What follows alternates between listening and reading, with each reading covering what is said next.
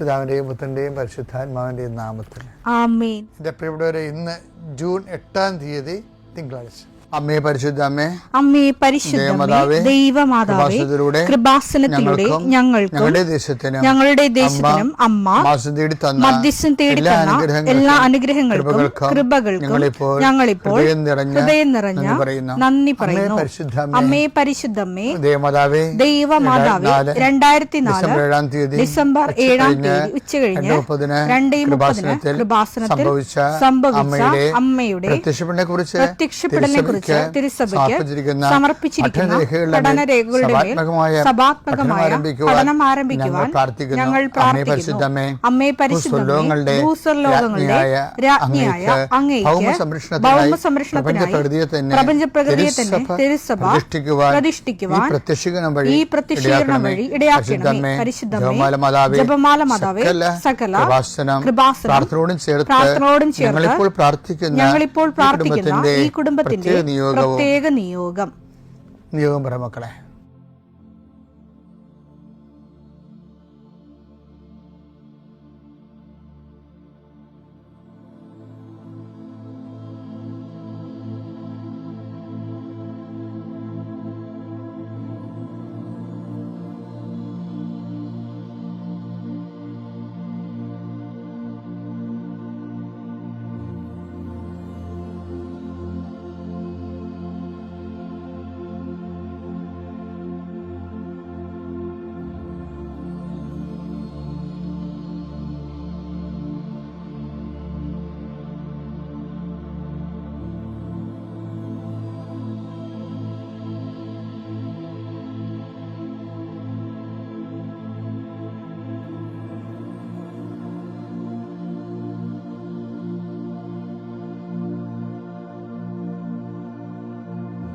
അമ്മയുടെ പ്രത്യക്ഷീകരണത്തിന്റെ ഈ അനുഗ്രഹവേളയിൽ ഞങ്ങൾക്ക് സാധിച്ചു തരുവാൻ കനിയണമേ. ആമേൻ. വിശ്വാസ പ്രമാണം. സർവശക്തനായ പിതാവും ആകാശത്തിന്റെയും ഭൂമിയുടെയും സൃഷ്ടാവുമായ ദൈവത്തിൽ ഞാൻ വിശ്വസിക്കുന്നു. അവിടുത്തെ ഏകപുത്രനും ഞങ്ങളുടെ കർത്താവുമായ ഈശോമിശിഹായിലും ഞാൻ വിശ്വസിക്കുന്നു. ഈ പുത്രൻ പരിശുദ്ധാത്മാവിനാൽ ഗർഭസ്ഥനായി കന്യകാമറിയത്തിൽ നിന്ന് പിറന്ന് പൊന്തിയോസ് പീലാത്തോസിന്റെ കാലത്ത് പീഡകൾ സഹിച്ച് കുരിശിൽ തറയ്ക്കപ്പെട്ട് മരിച്ച് അടക്കപ്പെട്ട് പാതാളങ്ങളിൽ ഇറങ്ങി മരിച്ചവരുടെ ഇടയിൽ നിന്ന് 3-ാം നാൾ ഉയർത്ത് സ്വർഗത്തിലേക്ക് എഴുന്നള്ളി സർവശക്തിയുള്ള പിതാവായ ദൈവത്തിന്റെ വലതുഭാഗത്തിരിക്കുന്നു. അവിടെ നിന്ന് ജീവിക്കുന്നവരെയും മരിച്ചവരെയും വിധിക്കുവാൻ വരുമെന്നും ഞാൻ വിശ്വസിക്കുന്നു. പരിശുദ്ധാത്മാവിലും ഞാൻ വിശ്വസിക്കുന്നു. വിശുദ്ധ കത്തോലിക്കാ സഭയിലും പുണ്യവാന്മാരുടെ ഐക്യത്തിലും പാപങ്ങളുടെ മോചനത്തിലും ശരീരത്തിന്റെ ഉയർപ്പിലും നിത്യമായ ജീവിതത്തിലും ഞാൻ വിശ്വസിക്കുന്നു. ആമേൻ. സുഖസ്ഥനായ ഞങ്ങളുടെ പിതാവേ, അങ്ങയുടെ നാമം പൂജിതമാകണമേ. അങ്ങയുടെ രാജ്യം വരണമേ. അങ്ങയുടെ തിരുമനസ് സ്വർഗത്തിലെ പോലെ ഭൂമിയിലും ആകണമേ. അന്നു വേണ്ടുന്ന ആഹാരം ഇന്ന് ഞങ്ങൾക്ക് തരണമേ. ഞങ്ങളോട് തെറ്റ് ചെയ്യുന്നവരോട് ഞങ്ങൾ ക്ഷമിക്കുന്നത് പോലെ ഞങ്ങളുടെ തെറ്റുകൾ ഞങ്ങളോടും ക്ഷമിക്കണമേ. ഞങ്ങളെ പ്രലോഭനത്തിൽ ഉൾപ്പെടുത്തരുതേ, തിന്മയിൽ ഞങ്ങൾ രക്ഷിക്കണമേ. ആമേൻ. നന്മ നിറഞ്ഞ മറിയമേ, സ്വസ്തി. കർത്താവ് അങ്ങയുടെ കൂടെ സ്ത്രീകളിൽ അങ്ങ് അനുഗ്രഹിക്കപ്പെട്ടവളാകുന്നു. അങ്ങയുടെ ഉദരത്തിൻ ഫലമായി ഈശോ അനുഗ്രഹിക്കപ്പെട്ടവനാകുന്നു. പരിശുദ്ധ മറിയമേ, തമ്പുരാന്റെ അമ്മേ, പാപികളായ ഞങ്ങൾക്ക് വേണ്ടി ഇപ്പോഴും ഞങ്ങളുടെ മരണസമയത്തും തമ്പുരാനോട് അപേക്ഷിക്കണമേ. ആമേൻ. കർത്താവേ, നിന്റെ ഉന്നതമായ നാമത്തിന് സ്തോത്രം ചെയ്യുന്നു. കർത്താവേ, നിന്റെ വിശുദ്ധ പൗരോഹിത്യത്തെ മഹത്വപ്പെടുത്തണമേ. കർത്താവെ, സഭയിലുള്ള സാന്നിധ്യം പ്രകടമാക്കണമേ.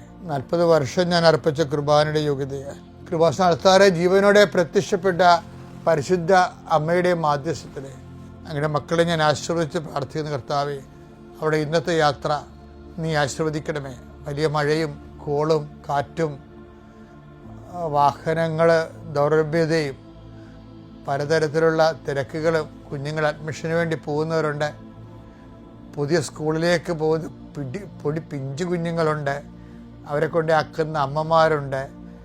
അവർക്ക് പനിയും ജലദോഷങ്ങളൊന്നും വരാതെ അവരെ സംരക്ഷിക്കുകയും കുഞ്ഞുങ്ങളെല്ലാം നന്നായി പഠിക്കാനുള്ള ആർത്തിയും ആഗ്രഹവും കൊടുത്ത് അവരെ അനുഗ്രഹിക്കണമെന്ന് പ്രാർത്ഥിക്കുന്നു. കർത്താവേ, ഉന്നതമായ വിദ്യാഭ്യാസത്തിന് വേണ്ടി ശ്രമിക്കുന്നവരും പലരും നാട് വിട്ടു പോകാൻ ആഗ്രഹിക്കുമ്പോൾ നാട് വിട്ടു പോകേണ്ടാത്തവർക്ക് പോലും കർത്താവ് തങ്ങൾക്ക് എന്തോ കുറവുണ്ടെന്ന് പറഞ്ഞ് തങ്ങൾക്ക് നടക്കുന്നില്ലല്ലോ എന്ന് ഓർത്തിട്ട് ജീവിതം ഇങ്ങനെ മുട്ടി പോലെ നിൽക്കുന്നവരുണ്ട്. ഈശോയെ, ആവശ്യമില്ലാത്ത ടെൻഷൻ, മറ്റുള്ളവരെ ഭാരം കൊടുക്കുന്ന, മറ്റുള്ളവരെ ഓരോരോ കാര്യങ്ങൾ ചെയ്ത് മറ്റുള്ളവരുടെ ആത്മവിശ്വാസം നഷ്ടപ്പെടുത്തുന്ന രീതിയിലുള്ള പലതരത്തിലുള്ള പ്രവർത്തനങ്ങൾ വിദ്യാഭ്യാസ മേഖലയിൽ നടക്കുന്നുണ്ട്. ഈശോയെ, അവരെല്ലാം കർത്താവെ നിന്നെ സത്യത്തോടെ തേടുന്നവരും അവർ ആത്മീയ ഉപദേശം പോലും കിട്ടാൻ നിവൃത്തിയില്ലാത്ത ആൾക്കാരെ നീ സന്ധിക്കണമെന്ന് പ്രാർത്ഥിക്കുന്നു. എൻ്റെ ഈശോയെ, നിൻ്റെ വലിയ ചൈതന്യം മക്കളിലേക്ക് ആവശ്യിക്കണമേ. ഏതെല്ലാം തരത്തിൽ മക്കൾ അധൈര്യരാകുന്നുവോ, എന്തെല്ലാം കാര്യങ്ങൾക്ക് വേണ്ടി മക്കൾ അധൈര്യരാകുന്നുവോ, വാക്കുകൊണ്ട് വാപൊളിച്ച് മിണ്ടാനറിയാൻ പാടില്ലാത്തവർ, പറഞ്ഞാൽ തെറ്റിപ്പോകുന്നവർ, പറഞ്ഞാൽ മറ്റുള്ളവർ സ്വരമുണ്ടാക്കി സത്യത്തെ അടിച്ചമർത്തി കളയുന്നവർ, അതുകൊണ്ട് തങ്ങൾ ജീവിതത്തിൽ തോറ്റുപോകുന്നവർ, ഇങ്ങനെ അതുകൊണ്ട് മാർജിനലൈസായി പോയി സൈഡിലായി പോകുന്ന ആൾക്കാർ ഇങ്ങനെ കുടുംബത്തിലും പൊതുസമൂഹങ്ങളിലും ഉണ്ട്. കർത്താവെ, അവർക്കെല്ലാം വേണ്ടി വാദിക്കണമേ. കർത്താവെ, നിൻ്റെ ദൂതനെ അയക്കണമെന്ന് പ്രാർത്ഥിക്കുന്നു. ഈശോയെ, ഓരോരോ കാര്യത്തെ എനിക്ക് പറയാൻ ആരുമില്ല, എനിക്കൊരു ഉപദേശം തരാൻ ആരുമില്ല. ഞാൻ എന്താണ് പഠിക്കേണ്ടത്, എവിടെയാണ് പോകേണ്ടത്, ഞാൻ കേൾക്കണത് ശരിയാണോ, ഞാൻ അവിടെ തന്നെയാണ് പോകേണ്ടത്, അതുകൊണ്ട് ഞാൻ ഗതി പിടിക്കുമോ, ആരോട് ചോദിക്കാൻ, ആര് പറയാൻ എന്നൊക്കെ ഓർത്ത് സങ്കടപ്പെടുന്നവരെ ഞാനിപ്പോൾ ഈശോനാമത്തിൽ ആശീർവദിക്കുന്നു. ആത്മാവേ, പരിശുദ്ധാത്മാവേ, അവർ ഇറങ്ങി വസിച്ചുകൊണ്ട് 24 മണിക്കൂറിനുള്ളിൽ അവർക്ക് പോകേണ്ട വഴി, നീ പോകേണ്ട വഴി നിൻ്റെ മുഖത്ത് നോക്കി ഞാൻ നിന്നെ ഉപദേശിക്കുന്ന അരുളി ചെയ്ത കർത്താവിൻ്റെ വാഗ്ദാനം പാലിക്കാൻ വാഗ്ദാനത്തിൻ്റെ പേടകമായ പരിശുദ്ധ ദേവമാതാവ് നിനക്ക് വേണ്ടിയും നിൻ്റെ കുടുംബത്തിന് വേണ്ടിയും നിൻ്റെ ജീവിതത്തിന് വേണ്ടിയും നീ ചെയ്യേണ്ട കാര്യങ്ങൾക്ക് വേണ്ടി മധ്യസ്ഥം വഹിക്കട്ടെ. നിത്യം പിതാപുത്രനും പരിശുദ്ധാത്മാവായ സർവേശ്വരെ നീക്കുവാമേ. എൻ്റെ പ്രിയപ്പെട്ടവരെ, ഈശോ നമുക്ക് തെറ്റു പറ്റിപ്പോയി എന്ന് പറയുന്നതിൻ്റെ കാരണങ്ങൾ, തെറ്റിൻ്റെ കാരണങ്ങൾ ഈശോ ഐഡൻറ്റിഫൈ ചെയ്തിട്ടുണ്ട്. തെറ്റു വരാനുള്ള സാധ്യതകൾ, സാഹചര്യങ്ങൾ, അതിൻ്റെ കാരണങ്ങൾ. അതിലൊന്ന് മത്തായിയുടെ സുവിശേഷം 22:29. യേശു മറുപടി പറഞ്ഞു, വിശുദ്ധ ലിഖിതങ്ങളോ ദൈവത്തിന്റെ ശക്തിയോ മനസ്സിലാക്കാത്തതിനാൽ നിങ്ങൾക്ക് തെറ്റുപറ്റിയിരിക്കുന്നു. എൻ്റെ വിഷയം വിശുദ്ധ ലിഖിതം എന്ന് പറഞ്ഞാൽ, വചനം എന്ന് പറഞ്ഞാൽ ഈശോ അതിൻ്റെ തത്സമമായിട്ട് പറയുന്ന കാര്യം ദൈവത്തിൻ്റെ ശക്തി എന്നാണ്. മനസ്സിലായില്ലേ? അപ്പോൾ വചനത്തിനെ കുറിച്ച് തന്നെയാണ് ഈശോ അതിൻ്റെ വചനം എന്താണെന്ന് പറയണത്. വചനം എന്താണ്? ദൈവത്തിൻ്റെ ശക്തിയാണെന്ന്. അതാണ് നമ്മൾ റോമ 1:16 ഇടയ്ക്ക് വായിക്കാറില്ലേ? സുവിശേഷം ദൈവത്തിങ്കിലേക്ക് നയിക്കുന്ന, രക്ഷയിലേക്ക് നയിക്കുന്ന ദൈവത്തിൻ്റെ ശക്തിയാണ്. വചനം ശക്തിയാണ്. അപ്പോൾ ഈ വചനം ശക്തിയാകുമ്പോൾ ഒരു പ്രശ്നമുള്ളത്, അത് എങ്ങനെയാണ്? ഇപ്പോൾ ചില ആൾക്കാർ വചനം എഴുതുന്നവരുണ്ട്, ഇല്ലേ? എൻ്റെ അടുത്ത് ഇന്നാൾ ഒരു സഹോദരി നല്ല കളർഫുള്ളായിട്ട് ഗോൾഡ് കവറിട്ട് എൻ്റെ സൈഡിലെല്ലാം ചുവപ്പ് മഷി ചായം തേച്ച് ഒരടിയടി ബൈബിൾ തന്നെ അവർ കണ്ട് 3 വർഷം എന്തോ എടുത്ത് എഴുതിയതാണ് കൈകൊണ്ട്. ബൈബിള് കൈകൊണ്ട് എഴുതുന്ന കുറേ മനുഷ്യരുണ്ട്. അവരതിനോട് കാണിക്കുന്ന റെഫറൻസ് ഭയങ്കരമാണ്. അതിനെടുക്കുന്ന സമയം, അതിന് വേണ്ട ദൈവസ്നേഹം, അതൊരു സാക്ഷ്യമാണ് ശരിക്കും. പക്ഷേ പലതരത്തിൽ നമുക്ക് വചനത്തെ ഗ്ലോറിഫൈ ചെയ്തെടുക്കാൻ പറ്റും. പക്ഷേ ഈശോ പറയുമ്പോൾ, വചനം എന്ന് പറയുമ്പോൾ ഈശോ പറയും അത് ബേസിക്കായിട്ട് what is it? Power of God എന്ന് പറയും, ദൈവത്തിൻ്റെ ശക്തി. അപ്പോൾ ഈ വചനം എഴുതുമ്പോഴാണ് നമുക്ക് ശക്തി കിട്ടുന്നത്? അത് വചനം കേൾക്കുമ്പോഴാണ് നമുക്ക് ശക്തി കിട്ടുന്നത്? അത് വചനം ചെയ്യുമ്പോഴാണ് നമുക്ക് കൂടുതൽ ശക്തി കിട്ടുന്നത്? അത് നമുക്ക് ഒന്ന് ചിന്തിക്കേണ്ട ഒരു വിഷയമാണത്. ഇപ്പോൾ ഈശോ പറഞ്ഞത്, ഇപ്പോൾ 22-29 മത്തായിയുടെ സുവിശേഷത്തിൽ എന്താ ഈശോ പറയണത്? വിശുദ്ധ വചനമോ ദൈവത്തിൻ്റെ ശക്തിയോ. അപ്പം വിശുദ്ധ വചനം അല്ലെങ്കിൽ ദൈവത്തിൻ്റെ ശക്തി അറിയാത്തത് കൊണ്ട് നിങ്ങൾക്ക് തെറ്റ് സംഭവിച്ചിരിക്കുന്നു. അപ്പം വിശുദ്ധ വചനത്തിൽ വരണമെല്ലാം ദൈവത്തിൻ്റെ ശക്തിയാണ്. പക്ഷെ വചനം വായിക്കുമ്പോൾ എഴുതുമ്പോഴോ ആ ശക്തി നമ്മളിലേക്ക് ഒരു മെറ്റാബോളിസം നടക്കുന്നുണ്ടോ, ഒരു പചന പ്രക്രിയ നടക്കുന്നുണ്ടോ എന്നുള്ള വേറെ വിഷയമാണ്. കാര്യം നമുക്കറിയാം, ഇപ്പോൾ വിത്ത് ദൈവവചനമാണെന്ന് പറയുന്നില്ലേ, വിത്ത് വചനമാണെന്ന് പറയുന്നില്ലേ? ഇപ്പം നെല്ലിൻ്റെ വിത്ത് വചനത്തെക്കുറിച്ച് പറയുമ്പോൾ വിത്ത് വചനമാണ്. വചനത്തെ വിത്തായിട്ടാണ് കർത്താവ് ഒരു ഉപമയെ പറയണത്. ലൂക്കാ 11 വിത്ത് ദൈവവചനമാണ്. വിത്ത് ദൈവവചനമാണ്. അപ്പോൾ ദൈവവചനത്തെ അവിടെ വിത്ത് എന്നാണ് വിളിക്കണം. ഞാനൊരു കാര്യം നിങ്ങളോട് ചോദിക്കട്ടെ. ഇപ്പോൾ ഈ നെല്ലിൻ്റെ വിത്ത് അത് എനർജി ആയിട്ട് ദൈവത്തിൻ്റെ വചനമോ ദൈവത്തിൻ്റെ ശക്തിയോ, അപ്പോൾ അറിയാത്ത കൊണ്ട് അത് തെറ്റ് സംഭവിക്കണമെന്ന് പറഞ്ഞില്ലേ. അപ്പോൾ ഈ വിത്ത് എപ്പോഴാണ് ശക്തിയായിട്ട് മാറണത്? ഇപ്പം നെല്ല് തന്നെ എപ്പോഴാണ് ശക്തിയായിട്ട് മാറണത്? അത് ചോറാകുമ്പോഴാണ്. എങ്ങനെയാണ് അതിനെ വേവിക്കണത്? വചനത്തെ വിത്താകുന്ന വചനത്തെ വേവിക്കണത് എങ്ങനെയാണ്? അത് ദൈവസ്നേഹത്തിൻ്റെ ചൂടിലാണ് ഈ സംഭവം വേകണത്. അതിൻ്റെ വെള്ളമുണ്ട്. ആ വെള്ളം ചിലപ്പോൾ പ്രത്യാശയാകും, അല്ലെങ്കിൽ വിശ്വാസമാകും. അപ്പം ഈ വിത്ത് വേവിച്ച് കഴിയുമ്പോൾ വിശ്വാസം, പ്രത്യാശ, സ്നേഹം, ദൈവിക പുണ്യങ്ങളിലാണ് ഈ വിത്ത് ചോറാകണത്, എന്നാൽ ഭക്ഷിക്കാൻ പറ്റുന്ന പരുവത്തിലാകണത്. വചനം ഇപ്പം നിങ്ങൾ എഴുതിയാലും നിങ്ങൾക്ക് ദൈവസ്നേഹം ഇല്ല, പ്രത്യാശയില്ല. അതുപോലെ തന്നെ അപ്പം നിങ്ങളവർക്കും പ്രത്യാശയില്ലാത്ത ഒരു വചനം എഴുതുകയെന്ന്. വചനം ആർക്കും എഴുതാമല്ലോ. പക്ഷേ ഈ വചനത്തിന് അത് എഴുതുമ്പോഴും പറയുമ്പോഴും, ഞങ്ങളെപ്പോലെ പറയുമ്പോഴും, ഈ വചനം എനർജിയായിട്ട് കൺവേർട്ട് ചെയ്യണമെന്നുണ്ടെങ്കിൽ, നെല്ല് ചോറാകണമെങ്കിൽ അത് പുഴുങ്ങണം. അതിനെന്തൊക്കെ വേണം? അതിന് തീ വേണം, വെള്ളം വേണം, കലം വേണം, കുറേ സാധനങ്ങൾ വേണം. അപ്പോൾ ഇത് എല്ലാം ഉപയോഗിച്ച് അത് ചോറാക്കി കഴിയുമ്പോൾ, നമ്മൾ ചോറ് കഴിക്കുമ്പോൾ എന്താ സംഭവിക്കുന്നത്? ചോറെന്താണ്? ചോറ് കഴിക്കുമ്പോൾ അത് അന്നജം അന്നജമായി മാറുന്നു. അന്നജമായി മാറ്റുമ്പോൾ ചോറിൻ്റെ അകത്ത് എന്താ ഉള്ളത്? അതിൻ്റെ അകത്ത് സ്റ്റാർച്ചുണ്ട്. ദഹിച്ച് കഴിയുമ്പോൾ എന്താ വരുന്നത്? പചന വ്യവസ്ഥയിലൂടെ കടന്നു പോകുമ്പോൾ, പചനം ദഹിച്ച് കഴിയുമ്പോൾ, അല്ല ചോറ് ദഹിച്ച് കഴിയുമ്പോൾ അതിൽ നിന്ന് സ്റ്റാർച്ച് വരും, ഷുഗർ വരും. എനർജി കണ്ടൻ്റാണ് ഷുഗർ. പിന്നെ 7% പ്രോട്ടീൻ വരും. അപ്പോൾ ഈ പ്രോട്ടീന്, സ്റ്റാർച്ചും ഗ്ലൂക്കോസും ഒക്കെ പിന്നെ എന്ത് ചെയ്യും? അത് ബ്ലഡിലോട്ട് കലരും. ബ്ലഡിലോട്ട് കലരും. ബ്ലഡ് എന്ത് ചെയ്യും? ബ്ലഡ് ഇത് കോശത്തിന് കൈമാറും. അപ്പോൾ കോശം എന്ത് ചെയ്യും? കോശം ഇതിൻ്റെ അകത്തു നിന്നുള്ള മിനറൽസ് എടുത്തിട്ട് കഴിച്ച് ശക്തി പ്രാപിച്ച് ബലം പ്രാപിച്ച് വരുമ്പോൾ അത് കോശം മൾട്ടിപ്പിളാവും, അത് വിഭജിക്കും. അങ്ങനെ മനുഷ്യർ വളരണത്. അപ്പം അവിടെയാണ് ഈ വിഷയം വരുന്നത്.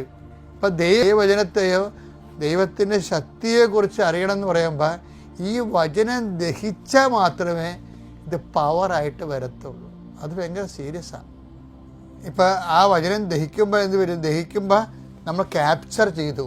പിന്നെ നെല്ലില്ല, വചനമില്ല, ചോറില്ല എന്ന് പറഞ്ഞാൽ അത് ബ്ലഡായി മാറി, ക്യാപ്ചർ ചെയ്തു. ഇപ്പം ഞങ്ങളൊക്കെ പുറത്തൊക്കെ ധ്യാനിപ്പിക്കാൻ പോകുമ്പോൾ ഇവിടുന്ന് ഒരു സാക്ഷ്യം കൊണ്ടുപോകും, നല്ല സാക്ഷ്യം നോക്കി. എന്തിനാ എന്ത് ചെയ്യും? ആ വിദേശ രാജ്യത്ത് പോയി അവിടെ കമ്പ്യൂട്ടറിലായിട്ട് അത് കൊടുക്കുമ്പോൾ ഒരു പെൻഡ്രൈവിലാണ് കൊടുക്കുന്നത്. പെൻഡ്രൈവ് കൊടുക്കുമ്പോൾ ഉടനെ അവരത് ക്യാപ്ചർ ചെയ്തിട്ട് പെൻഡ്രൈവ് നമുക്ക് ഇങ്ങോട്ട് തരും.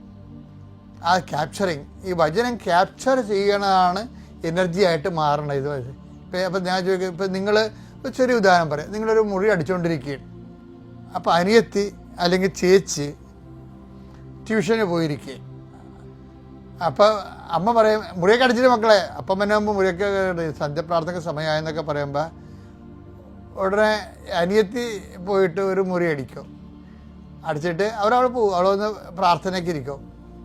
അപ്പോൾ കുറച്ച് കഴിയുമ്പോൾ അപ്പം വരും പ്രാർത്ഥനയ്ക്ക്. അപ്പോൾ ഇത് അടിച്ചില്ലേ ഈ മുറിയൊന്നും? അപ്പോൾ അമ്മ മകളെ നോക്കും, അടിച്ചില്ലേ എന്ന് ചോദിക്കുമ്പോൾ ഞാനടിച്ച്, എൻ്റെ മുറി ഞാൻ അടിച്ച്, അത് ചേച്ചിയുടെ മുറിയാണ്, ചേച്ചി വരുമ്പോൾ അടിക്കുമെന്ന്. അതാണ് വിഷയം. പ്രാർത്ഥനയ്ക്ക് ഇരിക്കുകയാണ്, ഈ വചനങ്ങളൊക്കെ അറിയാം, പക്ഷേ ഇത് എനർജി ആയിട്ടില്ല. കാര്യം നമുക്കൊരു സഹനവും ഒരു വർക്ക് ചെയ്യുമ്പോൾ, വർക്ക് തരുമ്പോൾ നമ്മുടേത് മാത്രം ചെയ്തിട്ട് വന്ന് പ്രാർത്ഥനയ്ക്ക് ഇരിക്കുക എന്ന് ഓർക്കണം, തിന്നായിരിക്കുകയല്ല. പ്രാർത്ഥനയ്ക്ക് ഇരിക്കുമ്പോൾ പോലും മനുഷ്യർ, കാര്യം ദഹിക്കാത്ത വചനങ്ങൾ ഭയങ്കരമായി ഇന്നത്തെ ജീവിതത്തിൽ ഏറ്റവും വലിയ പ്രശ്നമാണ്. വചനങ്ങൾക്ക് കേൾക്കണതിൻ്റെ ഒരു കുഴപ്പമില്ല, അത് നെല്ലായിട്ട് അങ്ങനെ ഇരിക്കും, ദഹിക്കത്തില്ല ഈ സംഭവം. കർത്താവ് എന്താ പറഞ്ഞത്? അപ്പോൾ ഇത് ക്യാപ്ചർ ചെയ്തിട്ടുണ്ടെങ്കിൽ ബോഡിയിൽ ശക്തിയായിട്ട് പരിശുദ്ധാത്മാവ് പ്രവർത്തിക്കുക. അപ്പം ദൈവശക്തി നമ്മളെ ആയിക്കഴിഞ്ഞാൽ പരിശുദ്ധാത്മാവ് പ്രവർത്തിക്കാൻ എളുപ്പമാകും. പരിശുദ്ധാത്മാവ് പറയുന്നത്, ഈശോ എന്താ പറഞ്ഞത്? നിന്നോട് 1 മൈൽ ദൂരം പോകാൻ ആഗ്രഹിക്കുന്നവർ 2 മൈൽ പോകണമെന്നല്ലേ മകളെ പറഞ്ഞത്? കാര്യം എന്താ, ഈശോ അങ്ങനെ പറഞ്ഞിട്ടുണ്ട്, പരിശുദ്ധാത്മ വരുമ്പോൾ ഞാൻ പഠിപ്പിച്ചിട്ടുള്ള വചനങ്ങൾ നിങ്ങളെ ഓർപ്പിച്ച് തരുമെന്നാണ്. അപ്പോൾ വചനം നമ്മൾ കേട്ട് വചനം ദഹിച്ചു ദൈവസ്നേഹമായിട്ട് നിറഞ്ഞ് പവറായി നിൽക്കുന്ന സമയത്ത് പരിശുദ്ധാത്മാവ് വർക്കിംഗ് ചെയ്യും. നമ്മൾ വർക്ക് ചെയ്യുമ്പോൾ പരിശുദ്ധാത്മാവ് ആലോചനയുടെ ഓർമ്മയുടെ ആത്മാവാണ്. പരിശുദ്ധാത്മാവ് പറയും, മകളെ ഈശോ എന്താ പറഞ്ഞത്, 1 മൈൽ പോകാൻ നിങ്ങൾ നിർബന്ധിക്കുന്ന കൂടെ 2 മൈൽ പോകണമെന്നല്ലേ പറഞ്ഞത്. അപ്പോഴുടനെ ആ പരിശുദ്ധാത്മാവിന് അവൾക്ക് വ്യാഖ്യാനം കൊടുക്കും. അത് ശരിയാണ്, എന്നോട് 1 മുറി അടിക്കാൻ പറഞ്ഞപ്പോൾ ഞാൻ ദൈവസ്നേഹത്തിൽ നിറഞ്ഞ് 2 മുറി അടിക്കണം. അതാണ് വിശുദ്ധ വചനമോ ദൈവത്തിൻ്റെ ശക്തിയോ അറിയാതെ മനുഷ്യന് തെറ്റ് സംഭവിക്കുന്നത്. പക്ഷെ നമ്മളെപ്പോഴും സംഭവിക്കുന്നത്, നമ്മൾ കേൾക്കുന്ന ധ്യാനമൊക്കെ ഞാൻ ഓരോ സ്ഥലത്ത് ചെല്ലുമ്പോൾ 10-100 ധ്യാനം കൂടി ആൾക്കാരൊക്കെ ഞാൻ കണ്ടിട്ടുണ്ട്. അവരാ പഴയ അവസ്ഥ തന്നെ, പെരുമാറ്റത്തിലും രീതിയിലുമൊക്കെ പഴയ അവസ്ഥ തന്നെ. അവർ തന്നെ നമ്മൾ പറയുമ്പോഴൊക്കെ അത് മനസ്സിലാകണതേ. ഇപ്പം ഞാൻ നിങ്ങൾ എത്ര ധ്യാനം കൂടി എന്ന് പറഞ്ഞാൽ അവർ തന്നെ ഇങ്ങോട്ട് പറയും, ഞാൻ വെച്ചാൽ എല്ലാ മാസവും കൂടും ധ്യാനം, എല്ലാ മാസവും ധ്യാനം കൂടുമെന്ന്. ഓരോ സ്ഥലത്ത് ഒരു വിദേശ രാജ്യത്ത് ചെന്നപ്പോൾ പറഞ്ഞു, ഞാൻ എല്ലാ മാസവും ഇവിടെ ധ്യാനമുണ്ട്, എല്ലാ മാസവും വന്ന് കൂടും. പക്ഷേ ഇന്ന് വരെ ഈ പചന വ്യവസ്ഥ നടന്നിട്ടില്ല. വിത്തായിട്ട് തന്നെ ഇരിക്കുന്നു. അത് എനർജിയായിട്ട് കൺവേർട്ട് ചെയ്യുകയും പരിശുദ്ധാത്മാവ് പ്രവർത്തിക്കാൻ പറ്റുന്ന ഒരു പ്രതലമായി മാറുകയും പരിശുദ്ധാത്മാവ് ആലോചനകളുടെ വ്യാഖ്യാനങ്ങളിലെയോ പ്രാർത്ഥനാപരങ്ങളുടെയോ ദൈവത്തിൻ്റെ സാന്നിധ്യം നമ്മൾ നയിക്കുകയും ചെയ്യുന്നില്ല എന്നുള്ള ദുരവസ്ഥയാണ്. അപ്പം ഇത് എപ്പോഴും പ്രാർത്ഥിക്കേണ്ടത് നമ്മൾ നിറയാനും ദൈവവചനവും ദൈവത്തിൻ്റെ വചനവും ദൈവത്തിൻ്റെ ശക്തിയും അറിയാത്ത കർത്താവിൻ്റെ കാലത്തെ ആൾക്കാരെ പോലെ ആവാതെ ഈ വചനത്തിൻ്റെ സമൃദ്ധിയുടെ ഈ വസന്ത മഴയിൽ അത് അവോളവും ആഹരിക്കുകയും അത് ദഹിച്ച് കർത്താവിൻ്റെ ശക്തിയിൽ ജീവിക്കാൻ ദൈവം നമ്മൾ അനുഗ്രഹിക്കട്ടെ. പിതാവിൻ്റെയും പുത്രൻ്റെയും പരിശുദ്ധാത്മാവിൻ്റെയും നാമത്തിൽ.